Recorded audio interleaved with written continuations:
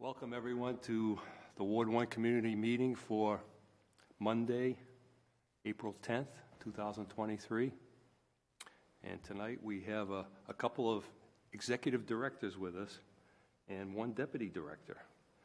And we have Liz Murphy from the City of Fitchburg's Community Development and Planning Department, and she's going to speak first. And we also have Mark Dohan, Executive Director of New View Communities, and also a newly created position, Dolores Thibault Munoz, the Deputy Director of New View Community. So we'll let them go after Liz. So Liz, take it away. Thank you, Councillor Schultz. I'm happy to be here tonight. Good evening. The Community Development and Planning Department has 3 divisions, and we do a number of different activities throughout the community. We have a planning division which manages the planning board and the Conservation Commission. The planning board oversees what's called special permits when development's happening and it's not allowed by right. Then they have to apply for a special permit. If the zone that they're in doesn't allow a certain activity by right, they can apply as a special permit. And there are public hearings for those special permits where the abutters can come in and provide comments about the activity. A lot of development type activities, larger housing developments, commercial developments end up going through the planning board for their special permits or a site plan review in order to be able to do what they need to do with their business. The Conservation Commission is in charge of enforcing the Wetlands Protection Act. So that's mostly what they do. And of course, there's quite a bit of development that happens in the city that has to think about wetlands when they're developing on property that might have any kind, that isn't sort of the built environment here in the middle of downtown. You know, if it's in the floodplain, if it involves wetlands, then they might need to go to the Conservation Commission. And right now, both of those boards are actually quite busy because there's quite a bit of development that's been happening throughout the city, and we expect to continue to happen. Then the Community Development Department also has an Economic Development Division, and we have an economic developer, Mary Jo Bohart. She's the Director of Economic Development, and she serves as a business liaison to businesses that want to open, expand, and they need to go through different kinds of permitting throughout the city. She helps businesses walk through that process.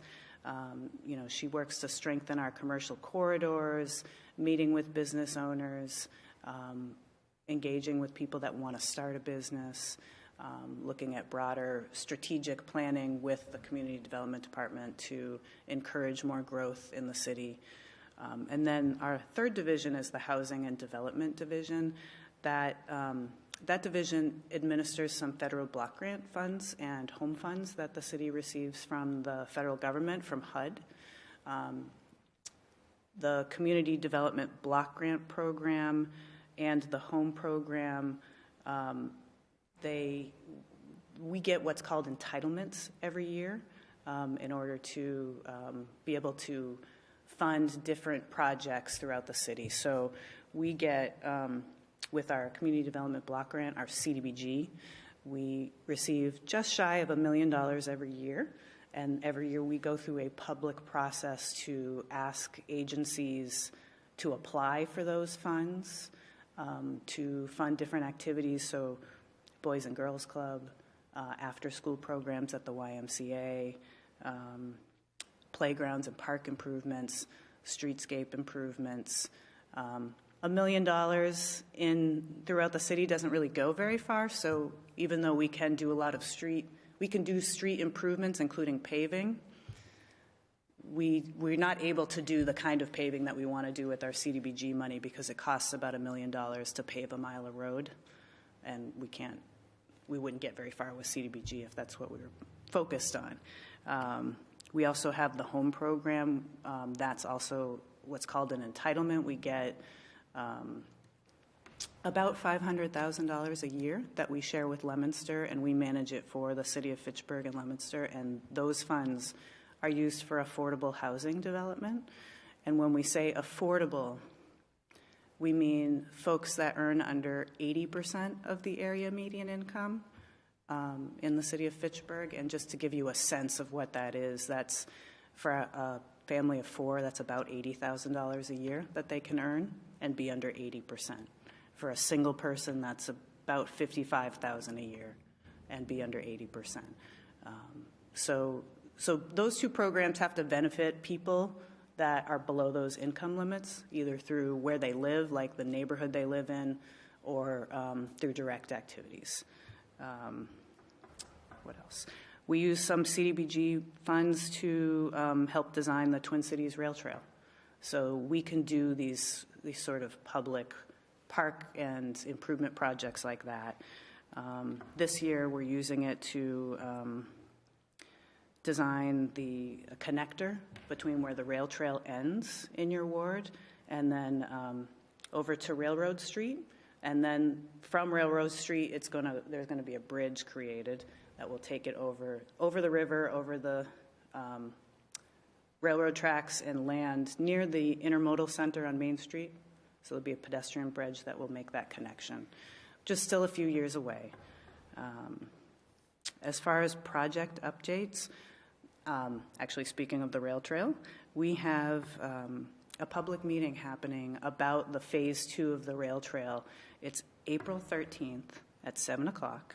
So it's this Thursday. There's some flyers over there, these here, that you can pick up, and this little QR code will take you to a link to sign up to attend the public meeting. I encourage everybody to attend. Just to get more information about what that design is going to look like, they'll have some visuals, and they'll talk a little bit about timeline, which is still a couple years away from being constructed. I know our next phase is actually to work with the state to do some easement work in order to be able to prepare for the construction, but there's still quite a bit to do before we actually get to the construction. Thinking about projects that are happening in Ward 1, the city and the planning board did just recently meet with a developer who's looking to replace the demolished building at 7 Beekman Street. So that was the Bartley Nolan School? The Bartley Nolan School that had been converted to condos that had a fire and then got demolished. That project is in early stages. It's not before the planning board yet. They were just showing us a concept design, but we do expect them to move forward. So we're excited to see some activity there because we know the housing is very critical and quality housing is very critical in Fitchburg right now. So I think that'll be a nice project and really improve that neighborhood when it's done. The library project in downtown is moving. It's going there. For those of you that may not be aware, the city is redoing the library. It will. It's going to be a long process. The library is going to temporarily move over to Putnam Place in late spring. The construction will start for the library by late fall. In between those two times, the city will be bidding with contractors and then actually engaging in a contract. Let's see. There are some city properties in your ward that I can talk a little bit about that the city has had for sale. 44 Winoosknock Road. I'm not sure if you folks are familiar. That's the former Caldwell School, Flack School. That is, the school stopped using that. The city put it out for what's called requests for proposals, where a developer says, I want to do a shopping center here, and this is what I'll pay for it. And they tell us, how much it's going to cost them. So we're not necessarily thinking about getting the highest price. We're thinking about what's the best use for the neighborhood. Unfortunately, we didn't get any qualified proposals. We put it out to bid twice. We got one proposal the first time, and unfortunately, it was just a one-page document that said, we want to do this, but it didn't have everything that we needed.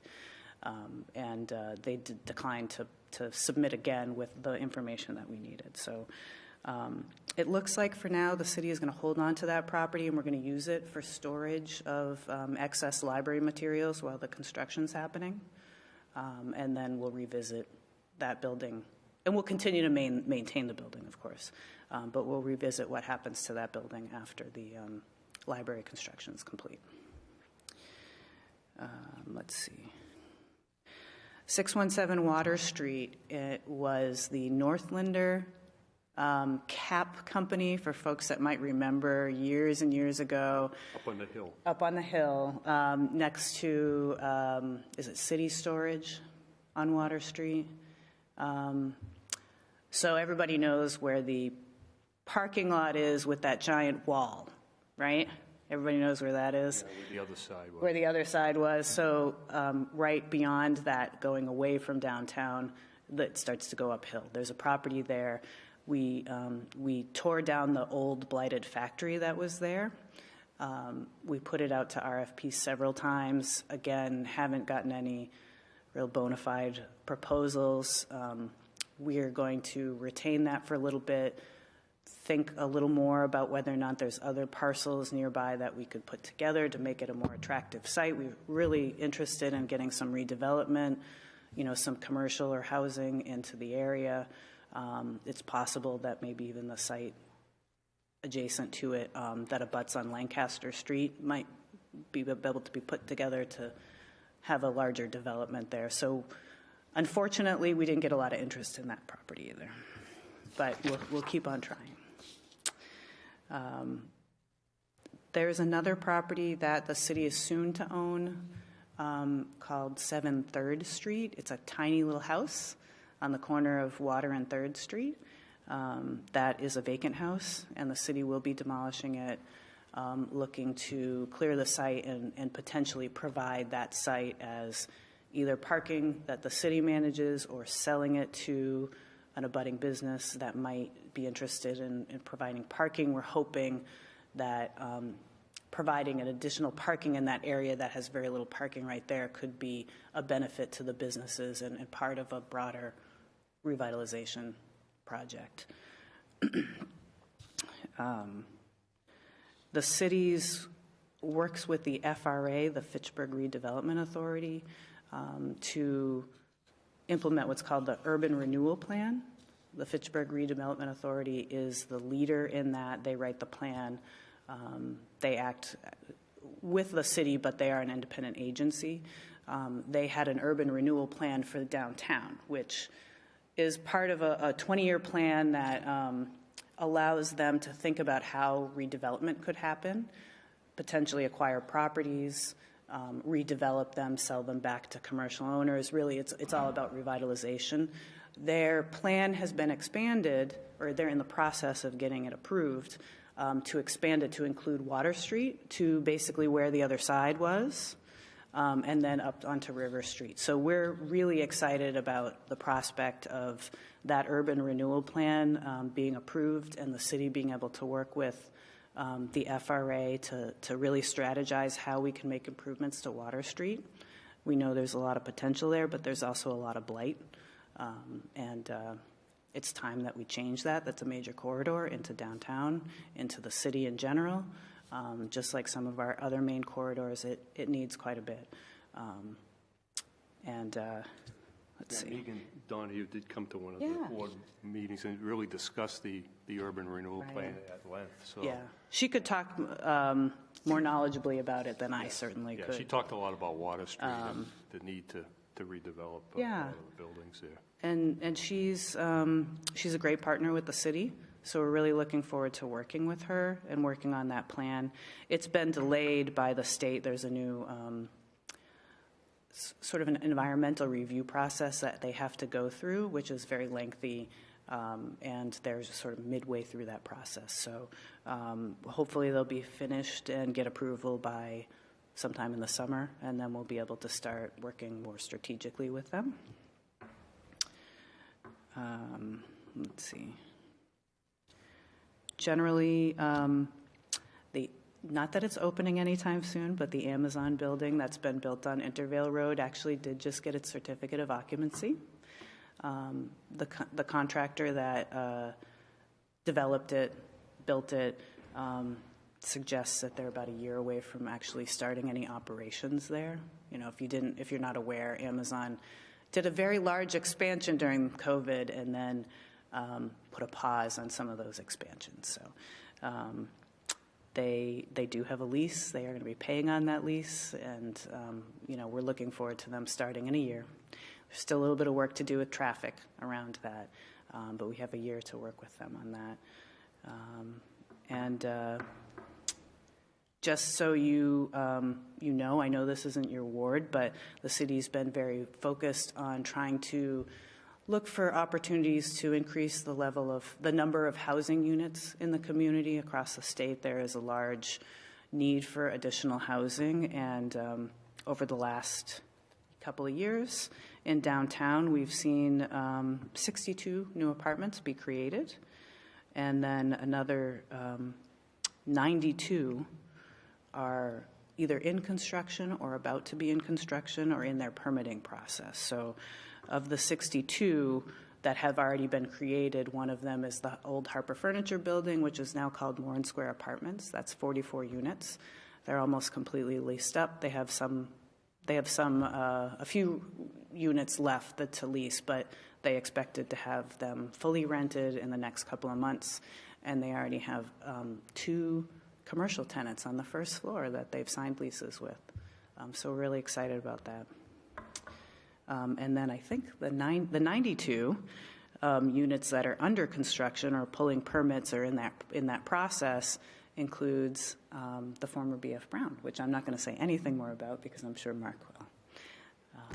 And that's 235 Laurel Street. How about that? The school Also, going to the tear down Laurel the Street high School. Oh, yes, I'm glad you asked about that. That's actually so the address that we have, like the formal address for that parcel is actually 260 Rollstone Street. But the Laurel Street School, that's what it is. That we did get an offer to develop. We're excited about that one. It's actually going to go to the city council or through the city council approval process in the next month or two.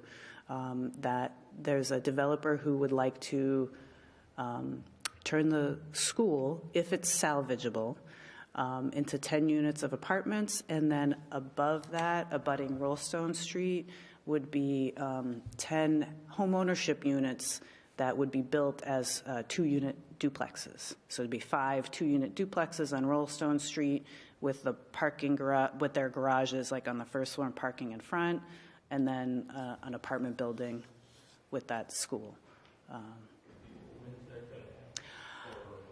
It will take some time.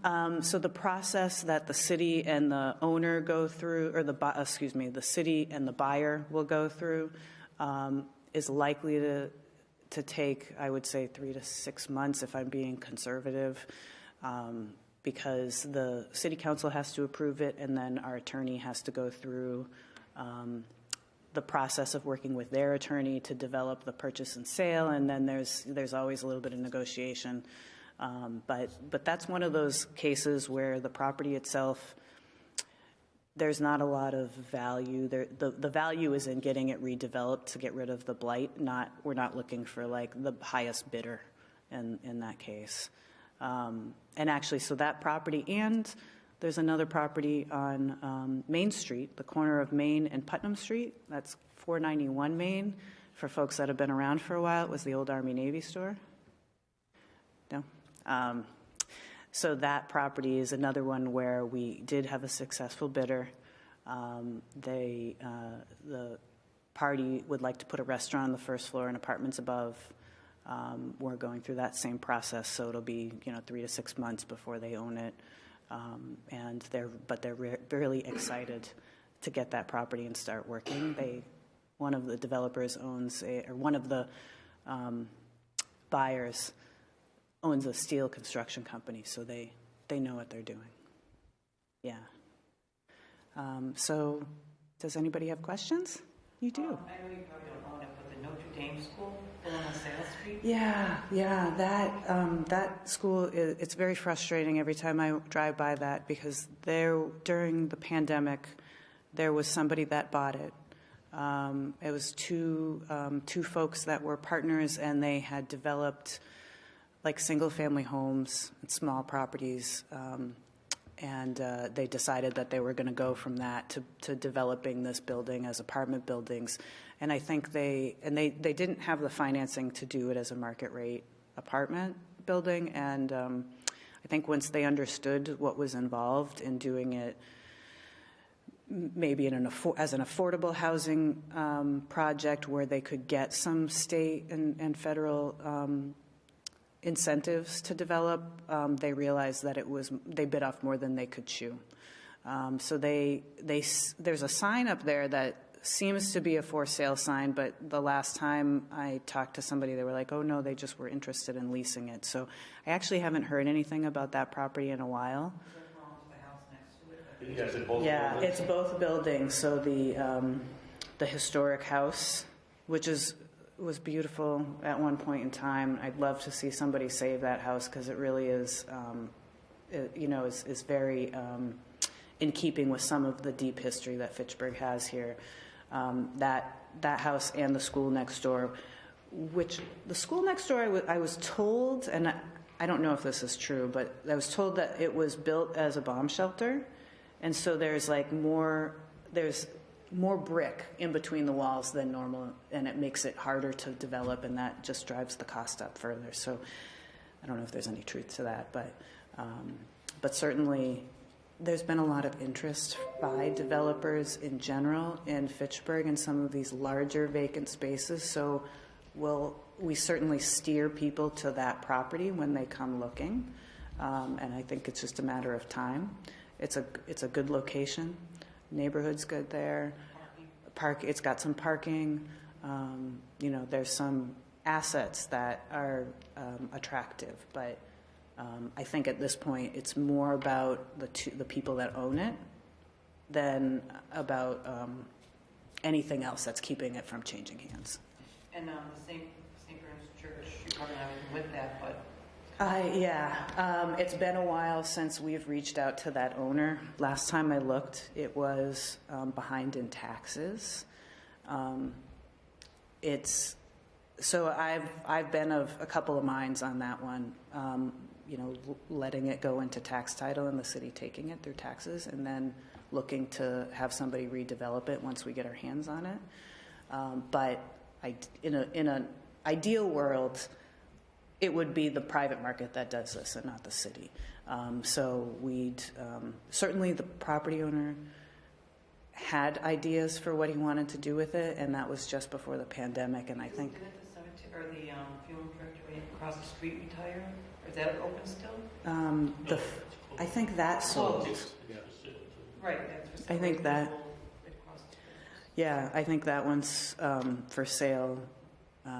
The rectory next to it is vacant. I mean, there's no better location in Water Street to do some redevelopment than St. Bernard's Church, and I shouldn't say there's no better. It's one of the best opportunities for redevelopment, especially since it has a rectory and a convent behind it. Sometimes it's tricky to figure out how to redevelop the actual chapel part,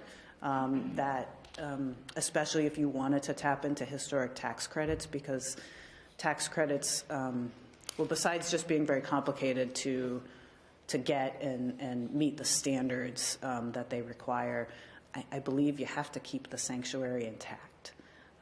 So it's a challenge, I believe, to figure out how to cut it up into pieces that are actually manageable, rentable pieces. And then two more. Yeah, no, that's fine. The Kmart Plaza. The Kmart I Plaza. know. Have you reached out to them? Yes. Oh, we reached out to them so many times, and the DiGeronimo Properties owners reached out to them. They tried to buy that property. So the DiGeronimo owns the rest, not the rest, but I think he just is either doing it or did. Yeah, I just heard that last week, which was disappointing because he really was a good property owner. He's a good guy, but he managed his properties well and made some investments when other people weren't making investments. So, But from what I understand, is they wouldn't sell it to. Yeah, they wouldn't sell it, and then the owner did come in a couple of years ago with somebody who wanted to develop it as completely affordable housing, I believe. And we said, housing is needed, but we want commercial to be on the first floor. We still want shopping there. And they haven't come back to us since then. Because I know about a week ago there was people outside there going in. That's why I was curious. Yeah. Oh, actually, that's good to know. I'll put some feelers out because I know that there's a big for lease sign on the top of the building now. I know, it's been there for a while, even though they didn't seem to be actively marketing the property. And there's been so many people that have had so many wonderful ideas about what you could do with that space. And unfortunately, this property owner lives in New York and doesn't really care what happens in Fitchburg. We care about that. You know, we'd love to see a hotel there. Well, that's what I was going to ask. I keep asking every time I see Steve or I see Bernie, I say, when's that hotel going in? I know. We need a hotel. We do need a hotel. We absolutely need a hotel. And that, nothing around the area? I and heard Game On right down the road, but... Yeah, so Game On has talked about a hotel, and there's always been this idea that a hotel near Game On makes a lot of sense because you have people that travel for those competitions. I guess their hotel market study people are still saying post-pandemic the hotel industry isn't doing that great, so there's not a lot of new hotels that are being added. I would say we're the exception to that, where we're so lacking in hotel units in this area that sometimes when folks come to go to Game On, they end up staying at Devon's at the hotel well, there. we have things staying in Marlboro, Worcester. Oh. They go to, sometimes they go up to Orange. Yeah, Yeah. right. Because they just took Motel 6 over, I believe, low-income housing. Or was it, Shelter. was it shelter? It's shelter. So that hotel, that motel is no longer a motel. I wouldn't stay there. Yeah. I wouldn't stay there. But Yeah. the point is, we do need something like that, and I bring it up every time I see somebody. Yeah, absolutely. I totally agree. And the last question I have, and I promise it's my last one. That's the, okay. The Clark building that burned down as the green, is that you leaving that, the grass and the green and all? The I Clark think it's on building. Putnam. There's a garage. Johnsonia building? Yeah, thank you. Oh, down this way? Down the street, yeah. The It used to be a great hotel at Yes, one time. it was. That was actually housing, yeah, I know. Yeah, That was so- an apartment. It started as a hotel, apparently. Oh, did it? I didn't. Not. It wasn't a hotel during my lifetime. I don't believe. President Theodore Roosevelt visited there. I never met him. I know. That hotel was converted to apartments and then to condos, and then obviously we had the fire, and it was very tragic, and it's been tough just seeing that vacant lot there for a number of years. The redevelopment authority a couple of years ago was finally able to acquire the property. Because it was condoized, it made it very difficult to get all of the owners on the same page about selling or redeveloping or what they wanted to do. So the redevelopment authority owns that property. They are interested in seeking development. I've talked to a few developers about the property. Mixed thoughts on that because it's very attractive to developers, and they start thinking about how to make the numbers work for the construction, and then how many units they have to have, and then the building starts to become very tall, and then they say, okay, this is a lot taller than everything else in the neighborhood. At least the developers that I've talked to, the two. I shouldn't say I've talked to many, but I've talked to two, and it was the same kind of a thing. Is this is a good opportunity, but it would need to be taller in order to make the numbers work, and it wouldn't necessarily fit with the neighborhood. Having said that, I think there's still opportunity, and eventually something will get redeveloped because there's a lot of developers that are very interested in downtown. How many stories are they allowed to? I think you could go up to 11 stories in downtown. And it's just a matter of so the building next door, that building, could you partner with the owner and maybe put some additional floors on above it? And there are things that developers can think about if they're truly engaged with the community and the neighborhood to figure out how to make that work. And we'll continue to work with developers there. But as an interim use, you'll see things maybe pop up every once in a while. On Earth Day, in a couple Saturdays, unless it rains, we're going to have an Earth Day event on that site. And there'll be a food truck, and there'll be tables and a band. And it'll be happening around the same time as the neighborhood cleanups, too, for this ward. So it'll probably be a busy day there. I know the Sundial is 10 floors. I think the Wallace Towers is 10 floors. Yeah. I'm not sure about the one on Pritchard Street. That's, I think, about the same. I think our zoning allows only up to 11. Yeah. Yeah. How about the St. Joseph's School on Wood? St. Joseph's School. Yeah.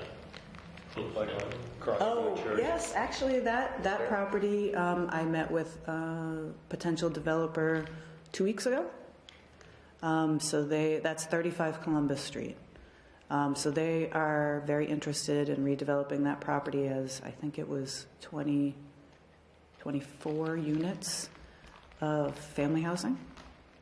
They would have just enough parking for it. We did suggest to them that they see if they can find maybe a few more spaces for visitors, because it's very congested on the streets in those neighborhoods. And they were going to talk, I think, to the diocese owns some property across the street. Not the church itself, but some other property. And I think they were going to reach out to them. And so they're looking at a few different financing options. That's always the challenge, is in communities where they've traditionally had lower rents and now they're starting to rise, the banks and the funders don't know how to deal with that. They don't necessarily trust that a developer says, I can get what I need for rent. I can get $1,500, $1,800 for a 2-bedroom. And so the banks are just looking at the history and when our rents have been very low, which there's good and bad to having lower rents. It makes things affordable. You want to, ideally, in a healthy community, you want to have a range of very affordable rents, middle income and higher income, and that there's housing for everybody. There are some out there now with $2,000 a month. Mm-hmm. And if you figure out that your rent was 1 week's pay, that's $100,000 a year you're making. For that, If you're yeah. making $100,000 a year, do you really want to rent? That's a good point. Ma'am, did you have a question? I did. So I have concerns about, the safety of the rail trail behind Water Street. Yeah. And I wonder, is that supervised, or are there regular So oversight? I've heard a few comments about that, including my mother-in-law who lives in the neighborhood and said, I'm not going on that rail trail. But the city is aware that it can be a challenge and that there are times where it feels uncomfortable, feels unsafe, because of the folks that are hanging out there. We've committed through our Community Development Block Grant Fund, and the police have committed to pay for some foot patrol over time to go walk the rail trail. Unfortunately, that doesn't start until July 1, but there will be more police foot patrols there. I think they want to even get not a motorcycle, but like a 4-wheeler or something to be. That would be helpful. That would be helpful information. to give. Yeah, I'm not sure where they're at with that piece of equipment, but I know there was some talk about that. And in addition to that, I know the trash has been a problem there. We've talked to, I talked to the Board of Health. The health director has negotiated the new contract for the trash that starts July 1. They'll be adding pickups for the trash barrels that are out there. I'm not sure how many trash barrels are actually out there. But we want to create a more engaged and inviting and well-lit rail trail, because the best way to have a safe rail trail is for there to be lots of people there. It feels unsafe, or it may actually be unsafe if you're there by yourself and there's some sketchy people there. If you're there with a crowd of people and there's a sketchy person, you feel safer with that crowd. Right? And there's truth to that. So that's our intent, and to work with the police to be able to increase the safety. And then another question, I'm not sure if your authority has this information, but so what is the percentage of the population that is renting versus property owners? And as a consequence, I'm thinking about the school system and our transient families and how that impacts the quality of quality rating actually of the education children are getting. Yeah, I can't speak to the school side of things and how those demographics impact the school. Hopefully we have that information, but do you know what percentage of the population I think, well, I don't want to misspeak, but I think generally it's something like 60-40 rental to homeowner. But it's been a long time since I took a look at that particular statistic, so I could be off a little bit. I don't think it's the other way. I don't think it's more homeownership than rental. But yeah, that's about where we're at. Thank you. And You're thank welcome. you for your comprehensive You're welcome. description. I hope it wasn't too boring. Well, there's a lot of buildings that need work in There Ward are. 1 and around the city Yeah. as well. That line down the bottom is subject to change without notice. Yes. That is true. Yeah, That is everything's true. fluid. Right. That's for sure. But the exciting thing is there's a lot of development happening right now, and there's a lot of investment going into Fitchburg. And unfortunately, when we think about that, like in our office, we're sort of thinking a couple years ahead. So in our mind, it's already here, but people don't see it because it's behind doors and behind windows being constructed or in planning stages. So it takes a while for folks to actually see the impact, but it is happening. How about the old Superior Courthouse? That's another good one. The state owns that, and sometime in 2023, I don't know when, the state is going to give it to the city so that we could put it out to bid, try to get a developer, whether it's a commercial housing, we're not really sure. Then we're kind of, the city would be sort of the middleman there to be able to put it out to bid and evaluate the proposals that come in on behalf of the state. But the state's ready to let go of it. I know we looked at it a number of years ago when the roof failed at City Hall and we had to leave. And I guess at that time it was determined that the cost to make it accessible, ADA compliant, was just not worth that. At least for a city building, it wasn't worth it, and it was slightly smaller, I think, than City Hall. So it didn't make sense for a lot of reasons. But I think there is plenty of opportunity for that gorgeous building to be repurposed into something that everybody can be proud of. Is the Bay Club still in business? Yes. They are, yeah. Okay. They are still a private club, Yes, they are. and the backside of the building is the old carriage shed, is what Stratton Players is trying to get funding to completely renovate for a theater. See, I always think about that carriage house being on the library property, but it's not. It's the Fay Club Yeah. property. Okay. All right. Library board is it? Yeah. Well, thank you very much, Liz. You're welcome. It was very comprehensive and good questions from the audience as well. So we're going to we'll turn to New View Communities, Mark Dohan and Dolores Thibault-Munoz. And Mark, do you want to start? I know you brought some. Sure, I can. I was actually going to ask Dolores to start, Okay. if that's okay. That's fine. To go through some of the programs that New View does. So this is a new. I just want to. We're very lucky to have Dolores join us. So we created a new position to be able to do a better job of integrating all of our programs and helping them do a better job of reaching out to folks. And so we've been very active in a lot of the things that Liz was talking about. So I'll turn it over to Dolores. She can give you an overview of some of the things we're doing, and then I can talk a little bit about some of the real estate things that we're doing. Hello, good evening. Dolores Tibo Munoz. So I used to live in Fitchburg, so that's exciting to see all of the work that's being done, and I'm excited. She used to be a city councilor as well in Fitchburg. I did, yes. I was part of the move, the decision to move the city hall when the roof was going. So now I'm here with New View Communities, which they do affordable housing. They build affordable housing. It's a community development organization. So we have a lot of services, which is what I'm going to be basically overseeing. I just wanted to let folks know about the services that New View offers, which we offer throughout the region. So we're pretty much range our service areas from Athol all the way to Harvard.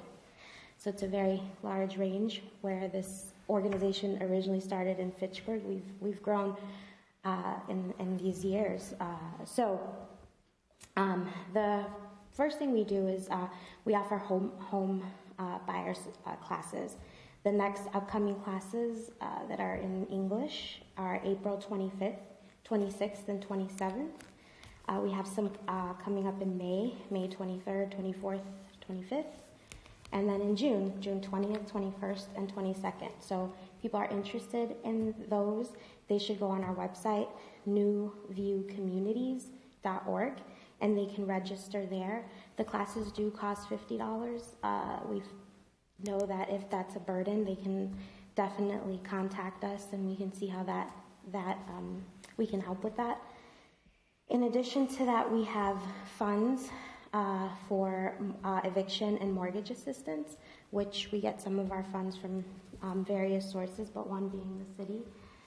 Being able to provide that through CDBG funding for the community is really important, and is a very much needed service that we're able to provide to the community, especially during and after COVID. We do still have some funds available for that, especially for Fitchburg residents. So again, you can visit our website at newviewcommunities.org to find out more information. We also offer small business services, technical assistance. We help people with business plans and helping them acquire resources through the various, grant opportunities that exist through conventional loan financing. We have a really great, I would consider an expert, Ray Belanger, who works with a lot of businesses that you've seen pop up here in Fitchburg and in the area. I can definitely say that New View's had a hand in helping to create and helping to develop economic development in our area, especially in Fitchburg, especially on Main Street. So we have that as well. And again, I'm going to say it again, but our website is newviewcommunities.org, and we have all of that information there. And then we also have a community organizing department that basically what we try to do there is really try to engage the community in being able to solve their own issues. How do we do that? We have steward trainings, which right now we have a civic ambassador training, which is on April 11th. Well, it started on April 11th. We're actually partnering with a lot of city councilors, Councilor Cragen, Councilor Cruz. I think the mayor is scheduled to come and talk, and it's really about how to get involved in the city, how to get on boards, how to run for office, sort of all of those little, those things that not everyone knows, but try to see how we can get people involved more in their community. We have a child care stewards program, which is it's child care entrepreneurship. So it's really to help people who want to provide daycare, child care in the area, which is something that's really needed that we found. And there's an opportunity because there's a lot of people who are looking to do that. Some people with home daycares who maybe want to expand We've been able to help people acquire their licenses. So it's a whole program to really help people do that, start their own childcare. I believe you've had over 70 graduates. I think it's probably about 85, I think. Yep, which I'm getting to. We're going to have a graduation soon. And then there's an Art Stewards program. The one that's coming up now is we're working in yes, there's one happening now simultaneously, but there's one starting in Ashburnham on April 26th, so that's pretty exciting. That has also, right now we're really focused on making sure we give folks who are looking to, expand or turn their art into a business, or trying to just get the community to flourish, because Mark will talk about a community development project, a housing project that has been in the works now for a very long time. I won't scare people and say, I think the last time I was here working in the community, that project was just being born, the idea. So it's really to create that creative community that's part of economic development, that's part of community development. So that's a really important piece of what New View does. And so they engage folks in all sorts of different workshops. I think one of the key areas that we're going to be working on is how to do your taxes if you're an artist. So things like that. And yes, thank you for bringing that up. There has been over 70 stewards that have graduated through this, through these trainings, and we're having a graduation on May 3rd at Highland Baptist Church at 6 p.m. So it's kind of a big deal for us, and we're really excited that that's going to be happening. And part of what we're able to do in collaboration with the community, with artists, with stewards, is really try to help bring their vision to reality. And so we try to do that by finding sources of funding or helping in whatever way we can, really. But really, they're the stars of the show. They're the ones who are going out in their community and creating change. But one of the things that we're sort of sponsor of is Chalk Fest, which is on May 13th, which one of our stewards is that graduated from the program, Shara Osgood, is doing this really great art project, and she's working with folks from the Sundial, and they're going to have a festival on May 13th. Low Park. There are flyers on that table for the There's, festival. oh, good. You've already. That's great. So that's kind of exciting. Yep, that's kind of exciting. I just want to promote that since it's coming up. So yeah, and we have a busy summer coming up. We're going to be conducting lots of surveys, probably some voter registration work, and we have health equity outreach workers that have been going out sort of throughout since the pandemic sort of hit its peak, and trying to get people information about the vaccine and other sort of resources, and really just connecting on the ground with people, especially from vulnerable communities, to just get information out and make sure that we're reaching them with all of the things that we have to offer in the community and connecting them to other resources. Yes. You, Dolores? I just wanted to share, because I'm a child care advocate and I've offered child care in the city, but that tomorrow, Veritas, who led the stewardship for licensing for qualified family child care providers, she's going to be on tomorrow morning at 9:30 with Strategies for Children, and that's strategiesforchildren.org. And she's also, they're also accompanied by Goodwin and Proctor lawyers.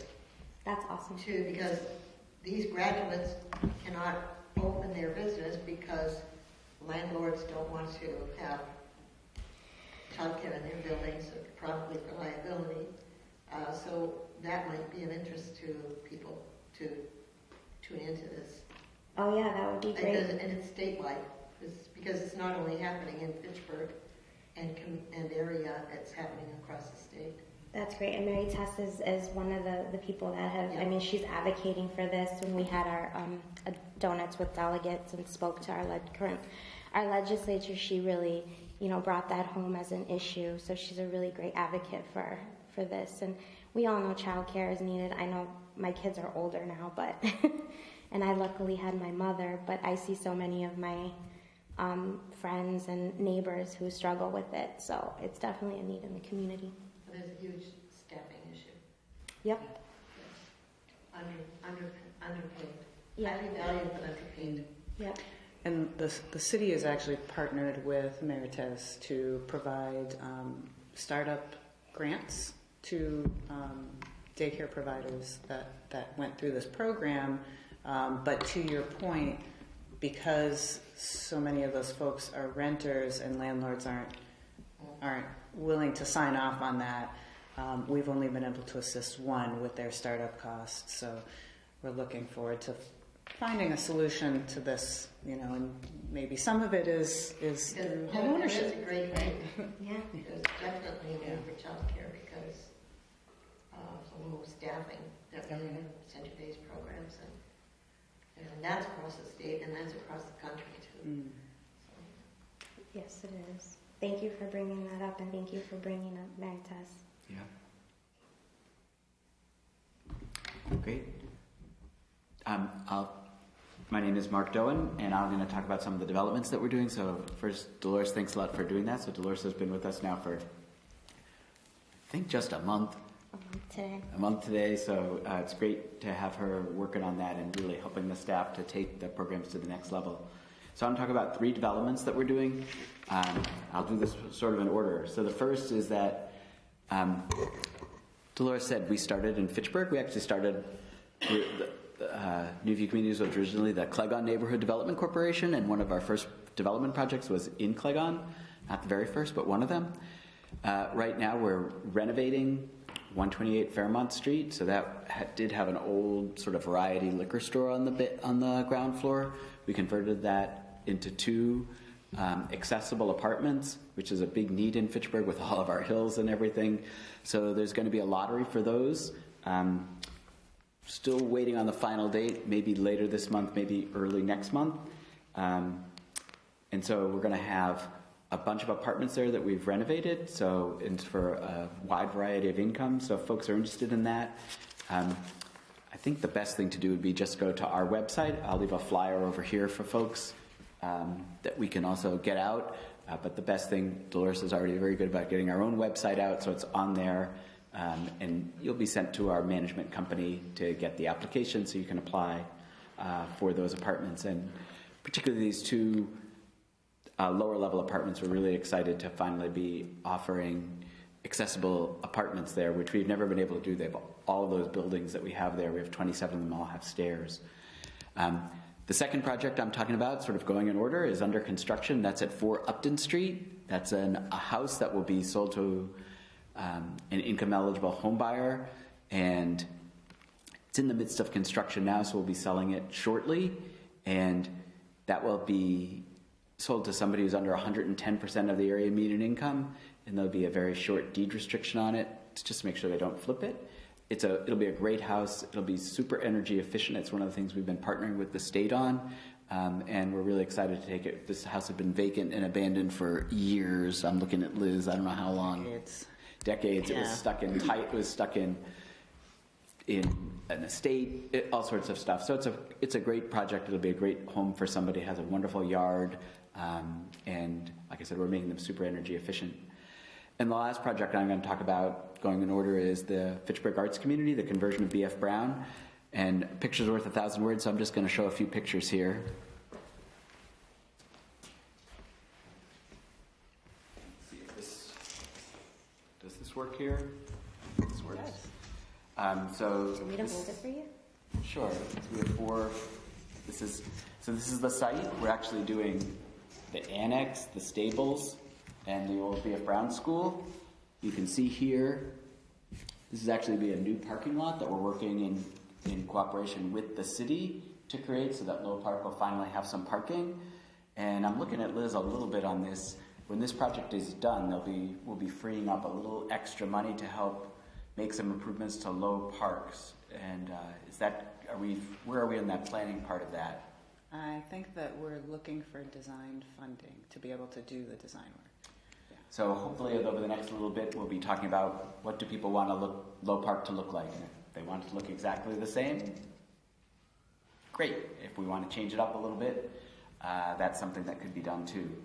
So this project, we've partnered with the Fitchburg Art Museum, which is right here. And this is going to create 68 apartments. They're going to be artist preference apartments. It'll only be the second project of its kind in the state. It's been done in other places in the country, but only the second one here in Massachusetts. And I'll show you on the next slide, but there'll be apartments in here and in the annex, and we'll be creating some amenities in here. And we've partnered with the Art Museum to make sure that there'll be good programming for the artists, and that really makes it unique. No other place has an art museum right across the street, and they've been working with us all along the way. So let me see here. Is it just visual artists, Mark, or is it going to be all types of artists? No, we can do all. We have a very broad definition of artists. Let's do this one next to us. Sorry, I should have put them in order. So we have a very broad definition of artists. It's really, think of them as members of the creative community. So you could be an architect, you could be a musician, you could be a sculptor, you could be a writer, anything that's part of the creative community. In fact, if you work for a nonprofit cultural institution like the Art Museum, that would also count. So that's what it means to be an artist, a very broad definition. It's not just people painting. So this is a little bit of a close-up. And you can see this is the former, let me back up. One of the other things about this project is it's all being done, this project when it's done, all these buildings will be listed, they'll be eligible for listing on the National Register of Historic Places. So that means that all the work that we're doing is consistent to keep it consistent with those standards. So it will look just like it does now, essentially. So the school will look like a school. There'll be some changes on the inside, but we're doing it all to that historic standard. So as part of that, all this auditorium, the gym is going to be converted into apartments, but the auditorium itself will stay as artist amenities. And I'll show you a couple on the inside of what that looks like. But we did that because it's very close to the Art Museum, and it's also just a beautiful space. We can go to the next slide. We have fun with the difference between historic buildings and historic register. Historic register requires a lot of specifics of what you cannot do, all the way down to the color of the paint and grout. Correct. There's a lot of things. So you can see here, this is looking out. You can see they're not the original windows because they're not in great shape. But these windows will look just like the original windows. This is looking in the auditorium. You can see here's the balcony of the former balcony. And what you can't see is this original stage is here. That's actually going to be a soundproof area so that people who make a lot of noise can have a quiet place to be. So you can see it's very flexible space. There's a lot of north light that comes in here, so that'll be great for visual artists as well. And you can see the original chandeliers are there too. I'm not sure if we're restoring those, or some of these things may be being restored. Some of them may be the original, sort of depending upon where they are. And this is if you're walking up the original stairs at B.F. Brown, right from the higher academy there, whatever that is. I think it's academy. So if you walked in right through those pillars, this is what you would see. So this is another sort of area that we're using. So you can see this is a little performance that people might have.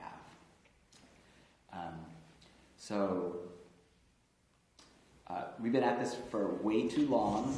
I don't even want to think about it. And in the process of finalizing we have a contractor. We're in the process of finalizing that construction contract. We're in the process of finalizing the last piece of funding. And so you always can use a little bit of luck with these things, but with a little bit of luck, we'll be able to, get going in the spring or early summer, something like that. And it'll take the construction, then will take us through to the end of 2024, and then we'll start the lease up in actually 2025. So that's where we are on the Fitchburg Arts Community Project. It'll be all 3 buildings. Like I said, most of the amenities will end up being in the former B.F. Brown School. And we are really looking, I don't know who's looking forward to it the most, but a lot of people are looking forward to it. A lot of people have really, really been supportive of the project. And it's great to hear from all the teachers and students and everybody who have been in that building.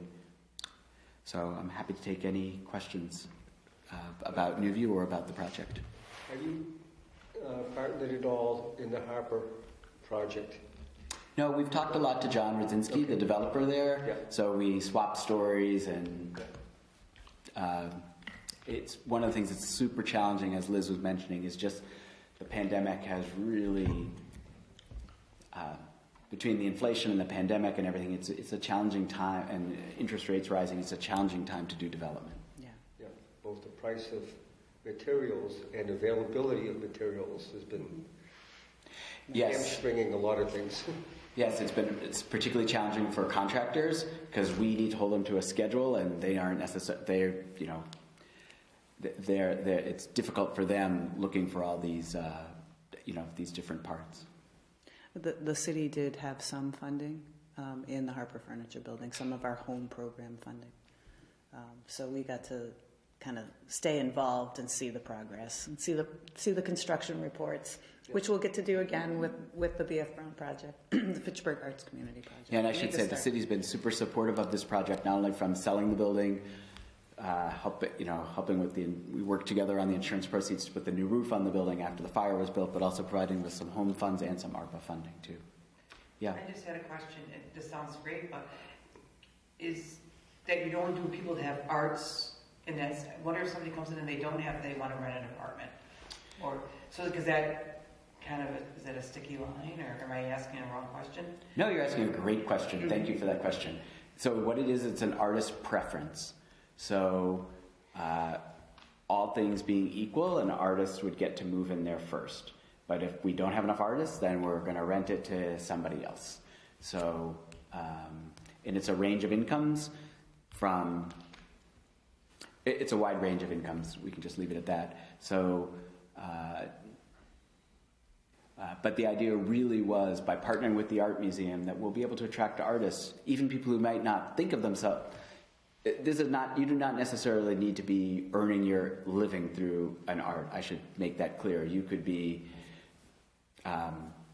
doing any job, but your passion is about art. So if you really like writing, I'm making that up, or you're an actor, or you're a painter, whatever it is that you might do,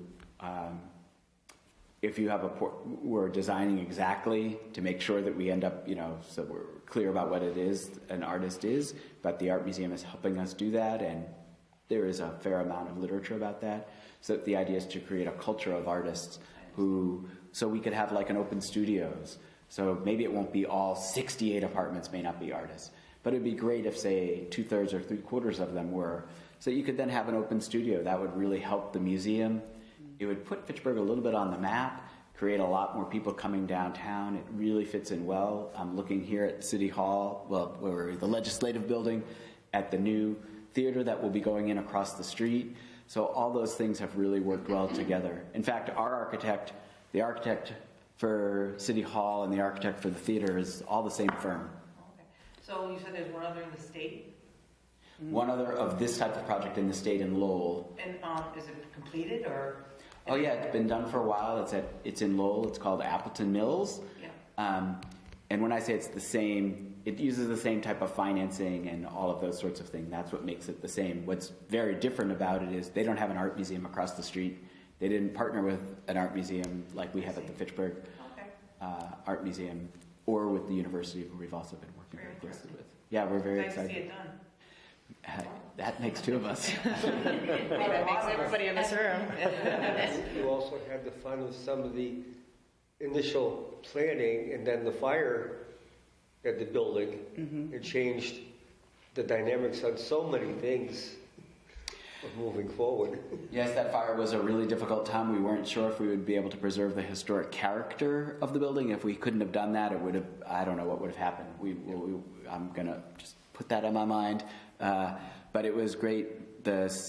We were able to find some funding and be able to go right back to the historic folks, and they were saying, because of the way the nature of the fire, the building still met the historic criteria. I know with the Stratton building, Lucy's Barn, with the grant that we had, they were requiring us to restore all the windows of the building, to which I opened up all the windows, and there was not a single window that was anywhere near complete. So we went back with the pictures to say, well, okay, how do we restore these windows? And they said we could do, in like kind, wood frame windows, but we could use insulated glass, which was a big improvement on sealing up the building. Yes, it is very challenging to meet all those requirements. But it's one of the things that will make the building special, and I think when we think about what one of the assets that Fitchburg has, it's all of its history, and so restoring those buildings and keeping that history, we think, is something is an asset that we should be building on. And City Hall is like that. It won a preservation award. The theater will also be using that same type of funding, and Newview's used it in the past in a couple of our other buildings. And it works out really very, very nicely. The big key is communication.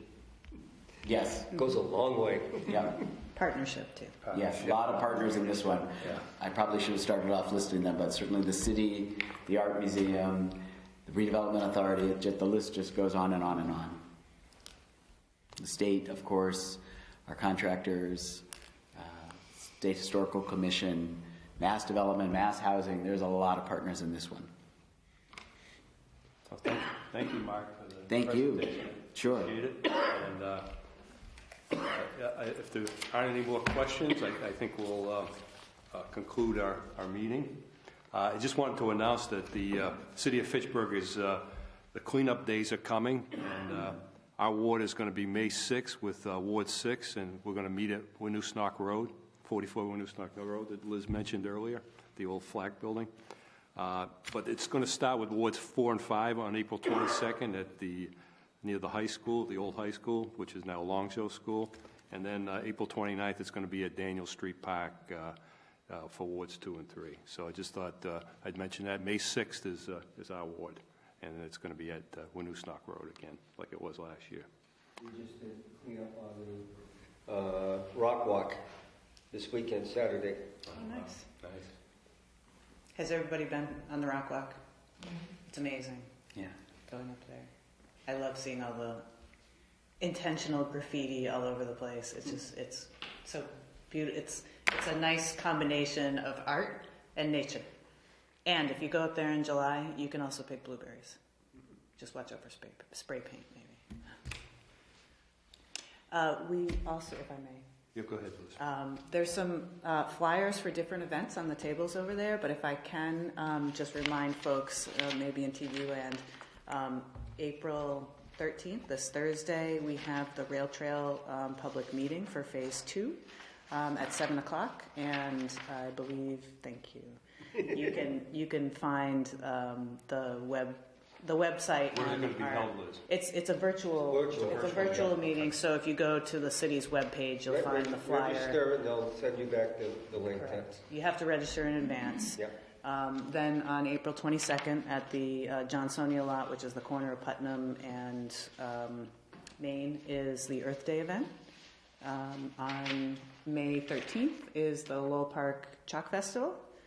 And then on May 27th is the Food Truck Festival. All of these are Saturdays, except for the public hearing or public meeting on the rail trail. But the Food Truck Festival will be in front of Riverfront Park Saturday, all day into the evening. It's going to be really awesome. There's going to be vendors there, food trucks. So there'll be like a craft fair and food trucks and live music. And then you can get beer from River Styx. And then lastly, on May 27th, which is Memorial Day weekend, there is the Market on Main. So this is a new thing that we're doing. I'm really excited about this one. We're shutting down part of Main Street on a Saturday afternoon. We are going to have over 50 vendors, artists, makers set up on that part of Main Street that's shut down. It's going to be from Putnam Street to basically to City Hall. And there's going to be food trucks, a beer garden, some live music, some other entertainment, all the food vendors, all of the makers that'll be selling things, and I think that's it. But I'm really looking forward to that one. Like I say, also partnering with Fitchburg Cultural Alliance and Fitchburg State is the old Fidelity building, and that's where some of the steward classes are being held. Mm-hmm. That's now Main Street Studios. Yep, Main Street Studios. Yep. Affordable studio spaces and opportunities to pop in on weekends, and they've been doing like a art market on Sundays. I think I don't know if they continue to do that every Sunday now. They have a brunch also. Yeah, I know at one point Popper's Pantry had popped up in there. A couple of Sundays. And we got a taste of what the food is going to be. That will be Popper's Pantry, which will be opening up The old City right Hall. across the street from us at the old City Hall Cafe. Hopefully within a month or two. Okay, thank you, Liz. One last thing, our next Ward 1 community meeting is going to be held on Monday, May 8th, right here at the Legislative Building at 6:30, and Mayor Natale is going to come and make a presentation and answer any questions. And so hopefully we'll get a good turnout for that. And that'll be the last one before the summer break. I won't be doing a Ward 1 community meeting in June, July, or August. We'll be back in September. So thank you all for coming. Yeah. I just, maybe I missed it, but I know that there is space for rent at the Fitchburg Cultural Alliance for artists. Yep. But is there the same availability?